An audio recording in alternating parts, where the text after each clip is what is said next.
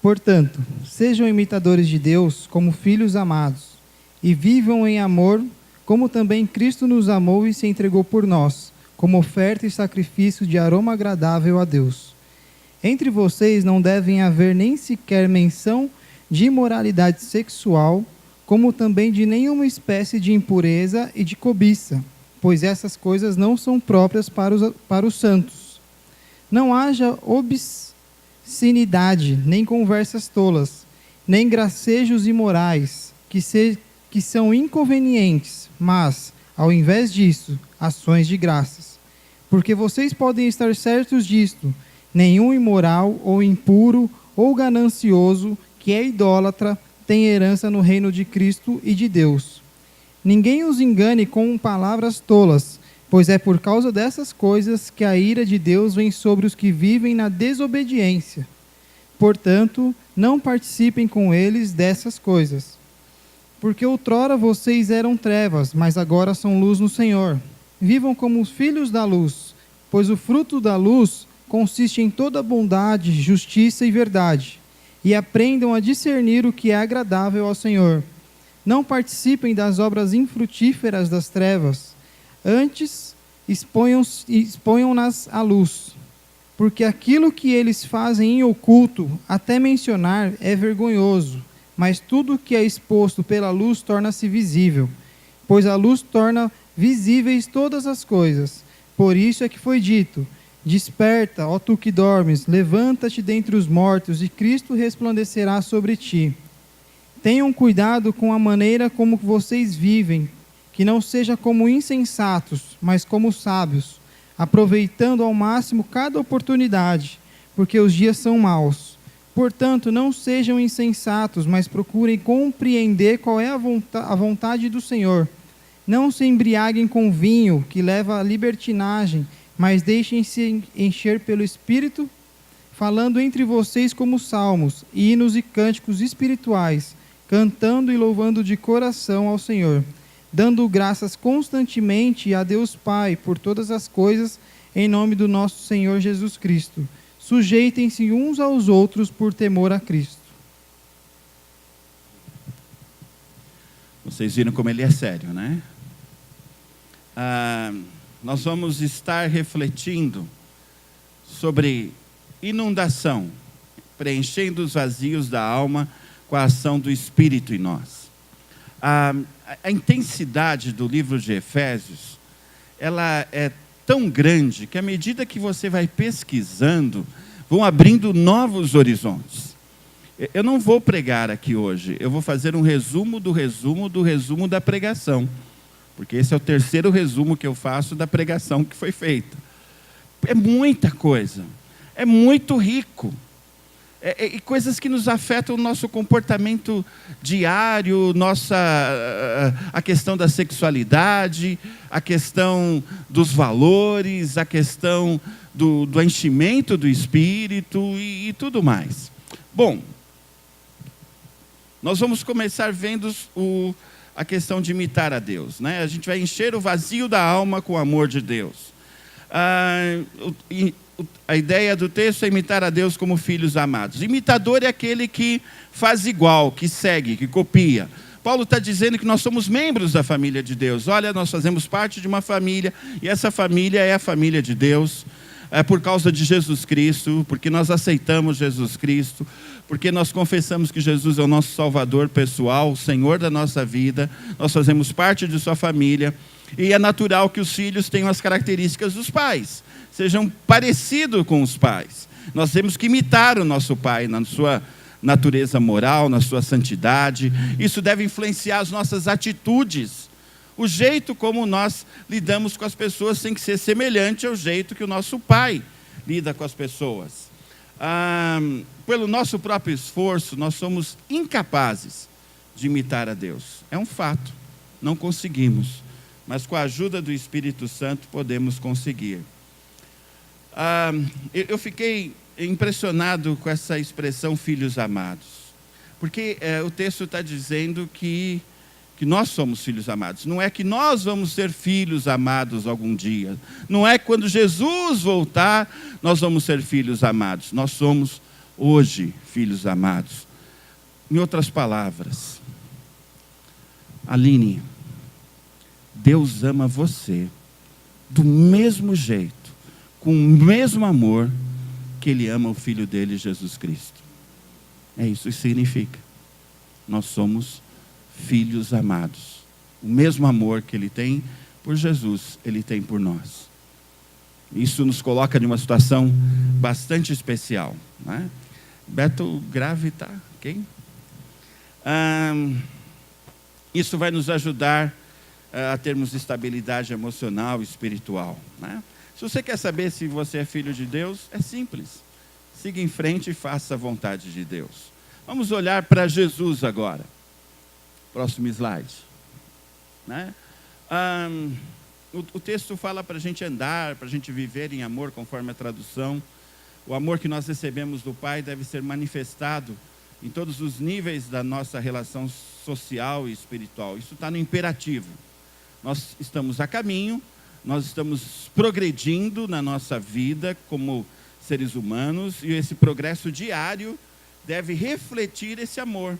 É amor respondendo amor. Deus nos ama e nós devemos responder em amor.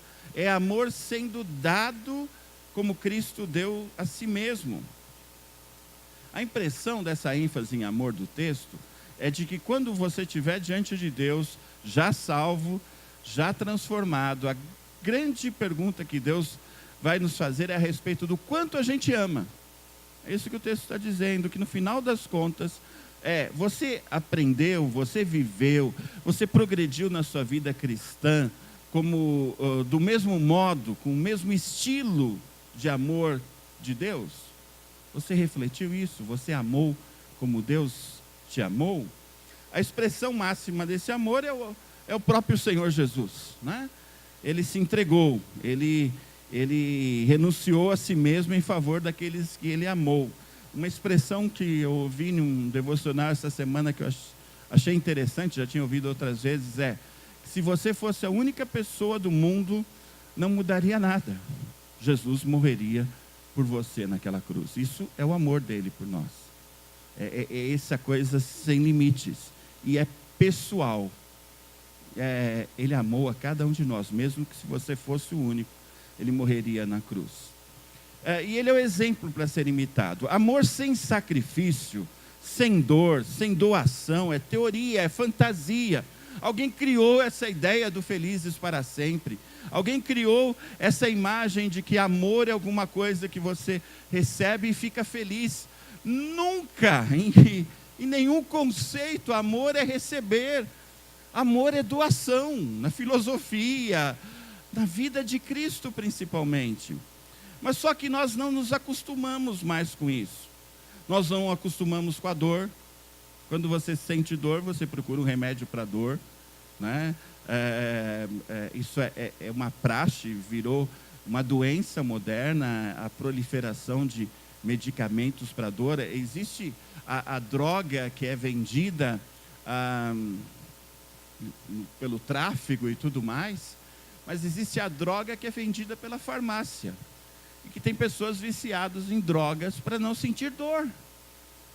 Nós não nos acostumamos com a dor. A nossa teologia também, nós queremos que ela não nos incomode muito, não nos faça sentir dor, ela seja amena, ela diga assim, olha, tudo vai dar certo, você vai ser feliz, né?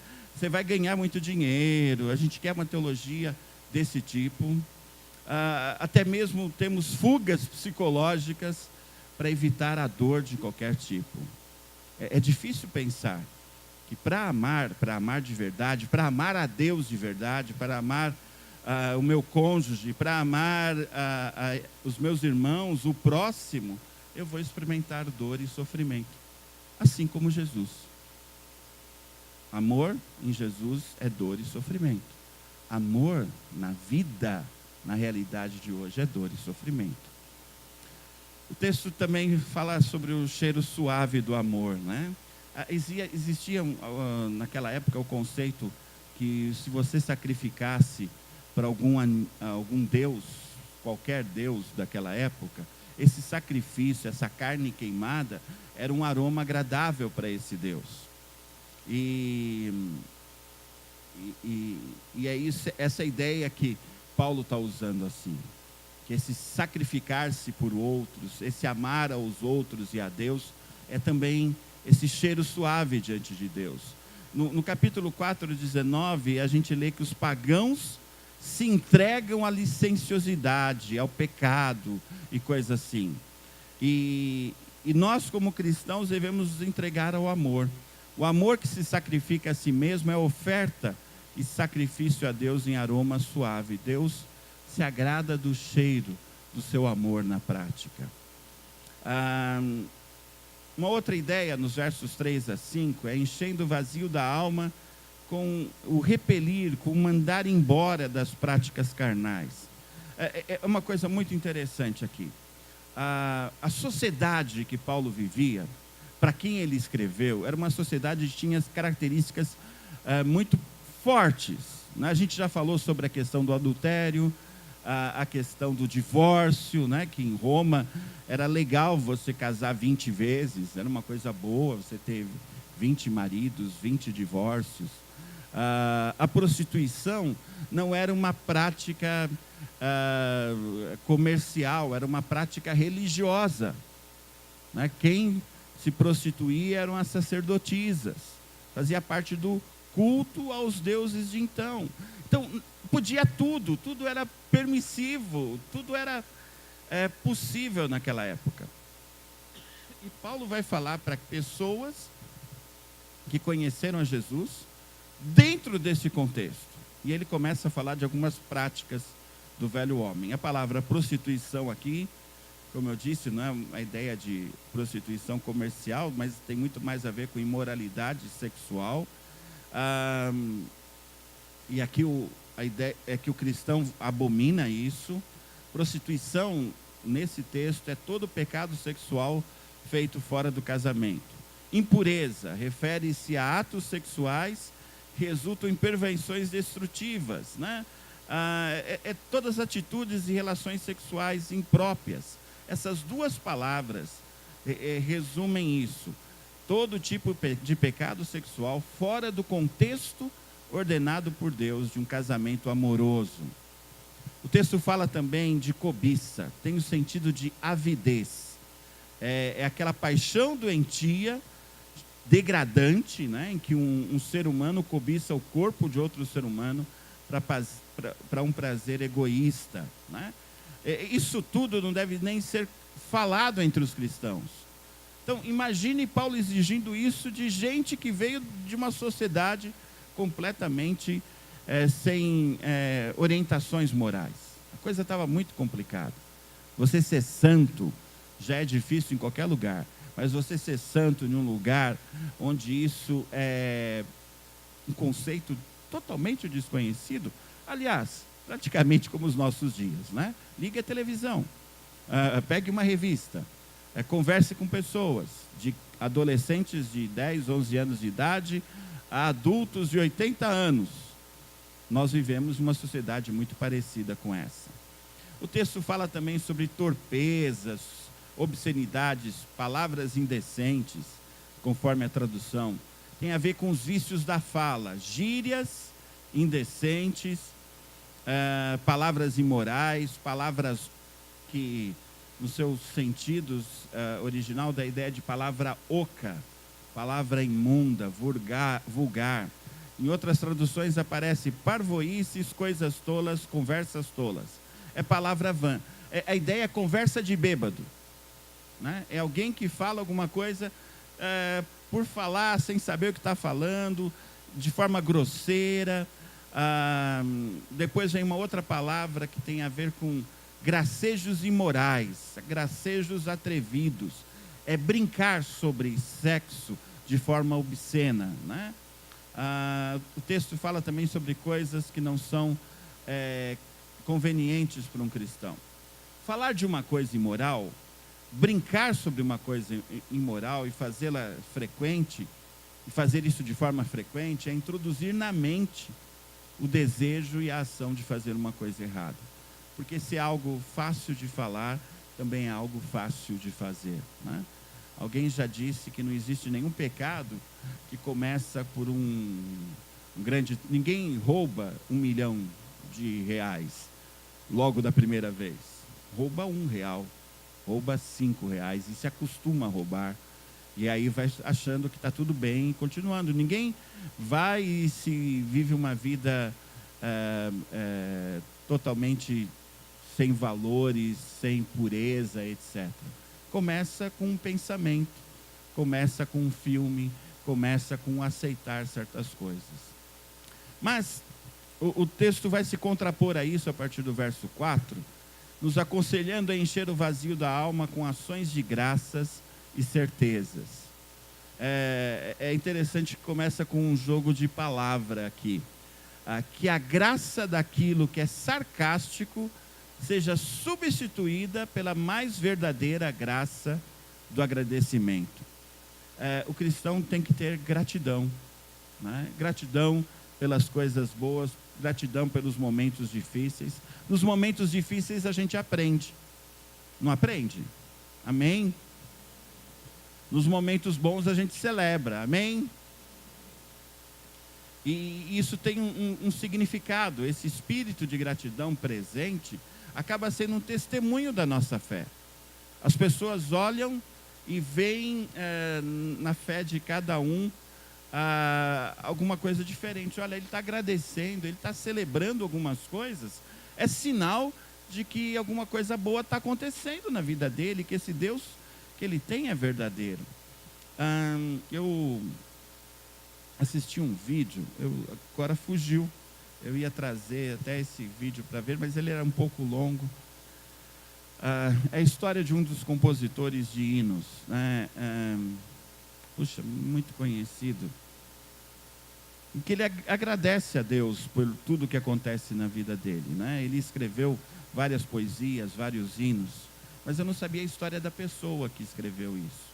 Aos 27 anos, esse rapaz, ele vivia de cama, ele já tinha tido um monte de doenças, ele tinha problemas de saúde de diversos tipos, e ele escreveu um hino de gratidão a Deus.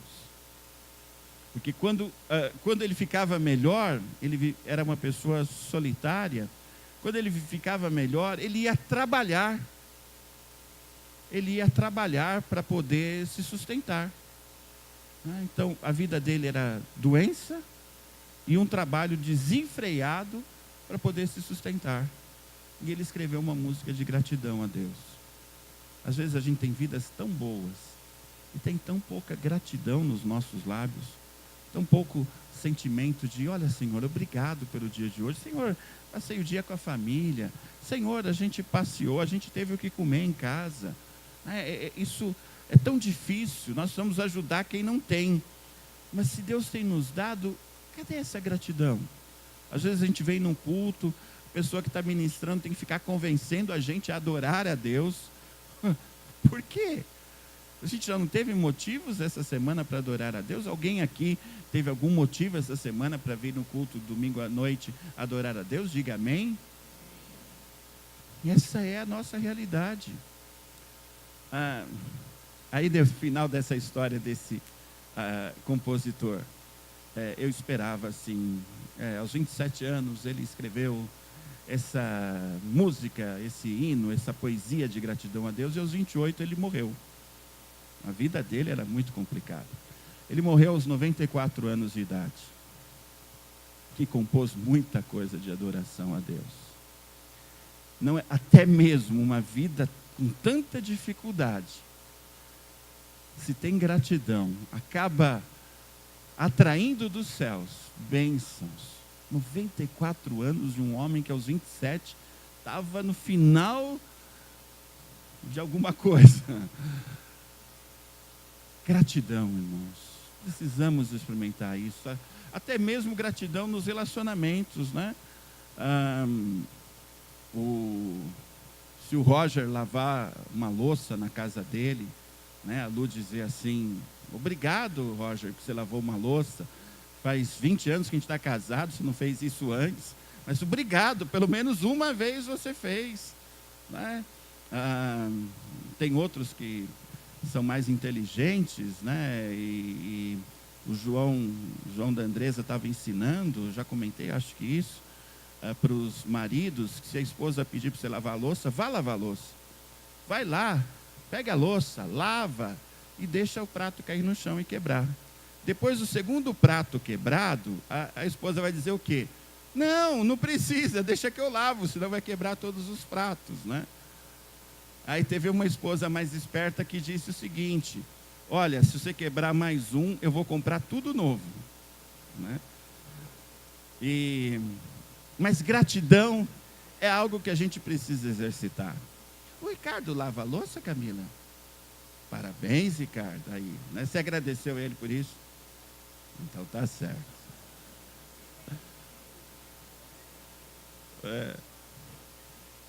Não, o Roger lava a louça também.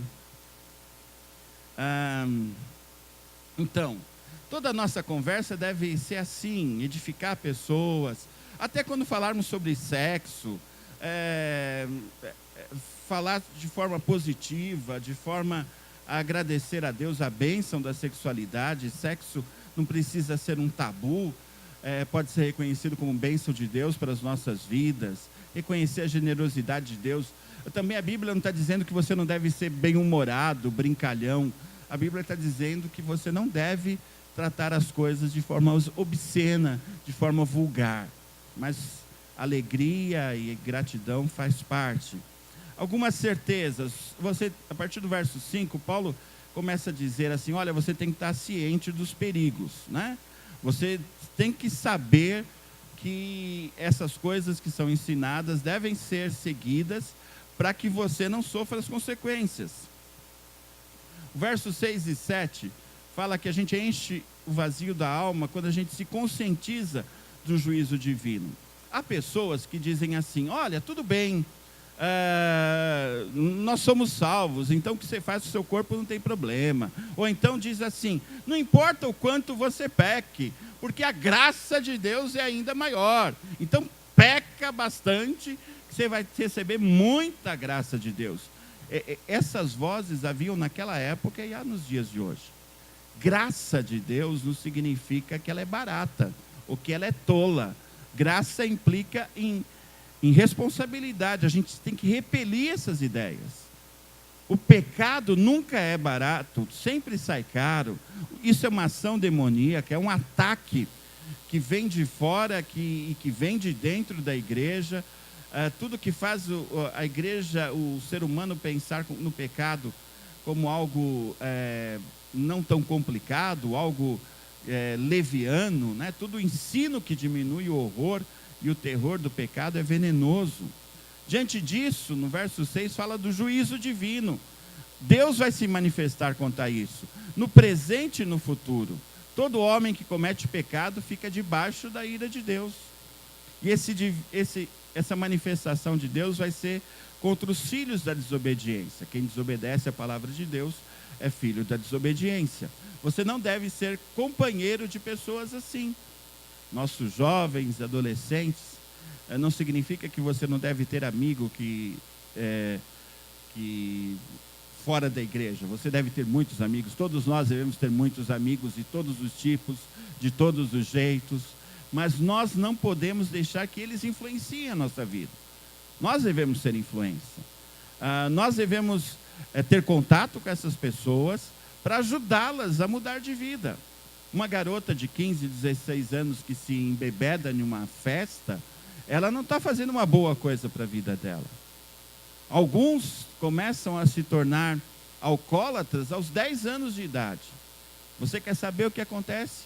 Vá numa casa de recuperação de gente em tratamento, a Casa Dia, aqui perto. As vidas destroçadas que você encontra lá. Gente que só fala da mãe, e ele fez tanto sofrer.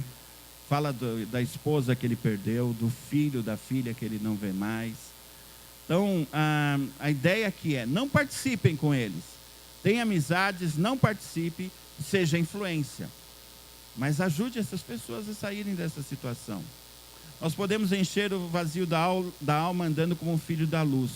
É o oposto. Vou resumir essa parte. O que Paulo está dizendo é que o velho homem, nos tempos antes de encontrar a luz em Jesus, ele era todo trevas. Eles viviam nas trevas e eram trevas. Quando eles têm um encontro com Jesus, quando nós temos, nós somos luz. E a luz nos capacita a agradar a Deus. A luz tem um produto bastante interessante. Ao mesmo tempo que você é tocado pelo Espírito de Deus, você pode tocar outros pelo mesmo Espírito, iluminar a outros. Pode passar? As obras das trevas não têm fruto, né? Elas são denunciadas pelas obras da luz. Você pode até não querer fazer isso. Você pode até, não, eu não vou lá na minha escola, a Juliana, que é professora, a Cássia, outros.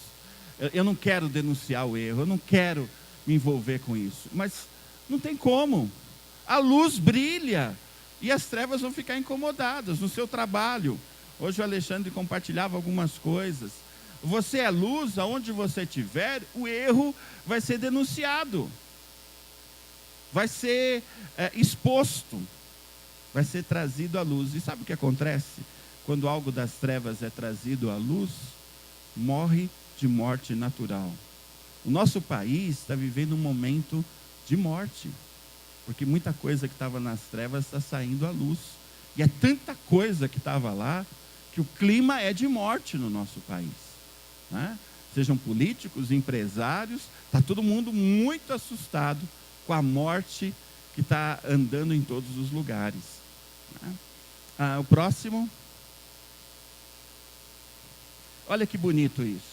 Essa é a obra do Evangelho. Cada um usa a sua luz para acender outra luz, transformando em luz aquilo que ilumina. Você usa a sua vida lá no grupo pequeno, você convida um casal, convida um amigo para fazer parte, e essa pessoa entende mais alguma coisa sobre Jesus, e a luz que havia em você não fica só em você, começa a fazer parte da outra vida também. Você ilumina outra pessoa. Né? Então, nós vamos ajudar pessoas a despertar das trevas mortais para a luz da vida. Próximo slide. O texto nos versos 15 a 17 só quer falar sobre isso. Sejam sábios. Olha, vocês estão aprendendo tudo isso? Aqui é palavra de Deus, não é palavra do pastor Felipe, não é palavra da Igreja Batista, está na Bíblia. Você pode fazer duas coisas com a Bíblia. Você pode jogar ela fora ou você pode obedecer. Meio termo não dá. É ridículo meio termo. Ou você pega e joga fora, olha, não quero nada a ver com isso, né? Isso é coisa errada. Ou então você começa a seguir. Você está ouvindo isso, você tem que tomar uma decisão. Então, você tem conhecimento, a gente vive em um mundo mau, os tempos são maus, o mundo está nas trevas, você não tem que esperar das pessoas atos de bondade. A maioria das pessoas vão agir com injustiça, com maldade, com tentar te derrubar para ocupar o seu cargo, com mentira. O nosso ambiente de vida é ruim. Cada um de vocês experimenta por onde quer que anda. E então a gente não tem que achar que todo mundo vai ser bonzinho, porque não vai ser. Diante desse mundo mau, nós temos que ser sábios, temos que ser sensatos, responsáveis, né? Andar e conhecer a luz e saber que o mundo não é luz. Próximo slide, Maiara. Então, temos que remir o tempo, não desperdiçar as oportunidades surgidas. Algumas pessoas na nossa igreja, ainda poucas, depois vão ser dezenas, depois vão ser muito mais, ouviram falar de Jesus e tiveram a sua vida transformada e têm encontrado sentido para a vida. Né? E é tão bom quando alguém se apega com o Senhor Jesus. Né?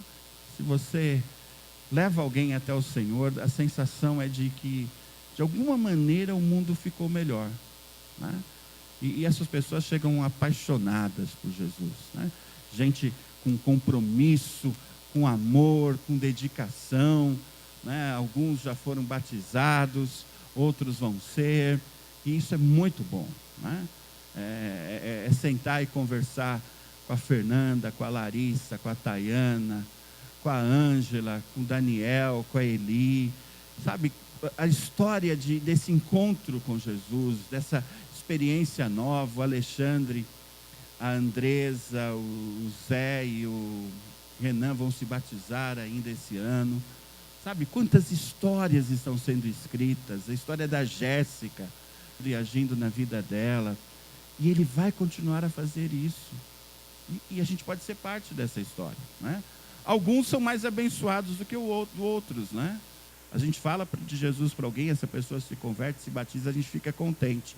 Já o Kleber fala de Jesus, a pessoa se converte, se batiza, ele casa com ela, né? Aí o lucro foi maior, né, Kleber?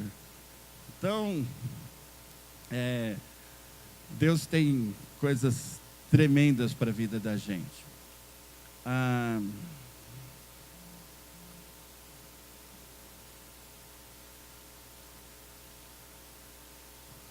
Outra consequência de andar na luz é a gente conhece a vontade divina, né? Eu queria falar de encher-se do Espírito Santo, e eu já estou passando do meu tempo. Um contexto bem interessante é esse. Os pagãos, ali no tempo de Paulo, as religiões pagãs, eles usavam o vinho para se alegrar, usavam o vinho para esquecer da vida e dos problemas, e usavam o vinho também para terem contatos espirituais com as suas divindades, né? Por exemplo,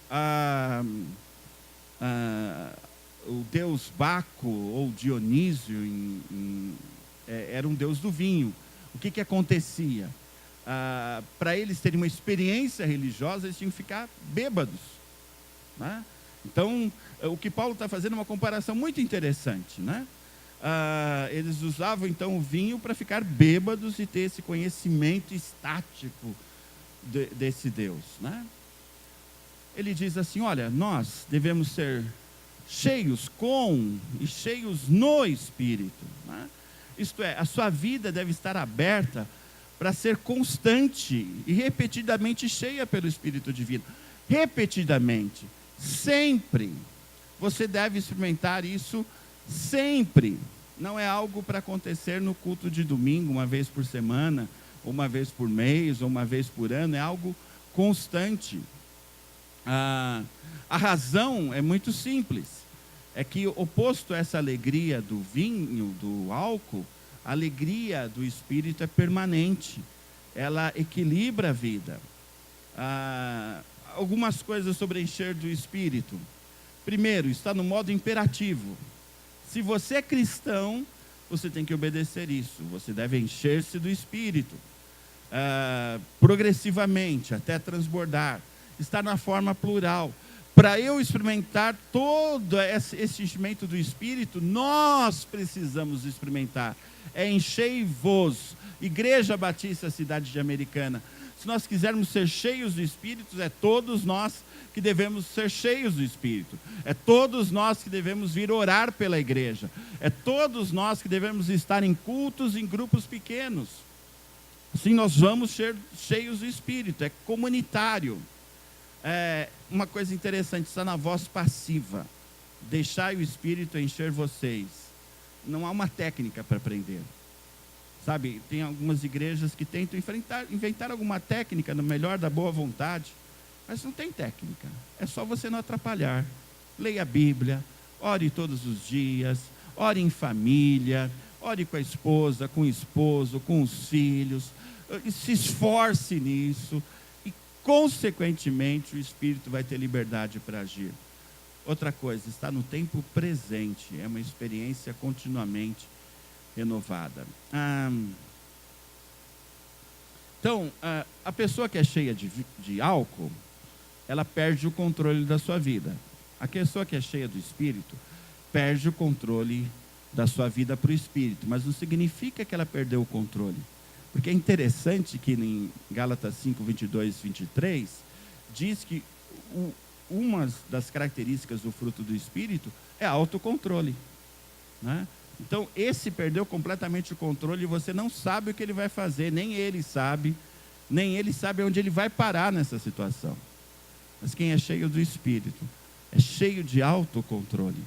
Ele é controlado pelo Espírito Santo. Uma coisa que eu aprendi nesse estudo, até consultei o Douglas sobre isso, é que o vinho, falando farmacologicamente, eu podia ter consultado o Alexandre também, ele não é um estimulante, é um depressivo, correto, Alexandre? E ele deprime as funções, os centros mais altos do cérebro. Autocontrole, sabedoria, entendimento, discriminação. Por isso que o alcoólatra ele fica completamente fora de controle, né? Mas álcool não estimula ninguém, não alegra ninguém, ele deprime. Agora, se a gente fosse avaliar farmacologicamente falando, o Espírito Santo, nós teríamos que dizer que ele é estimulante. Ele estimula todas as faculdades. Digam amém para isso.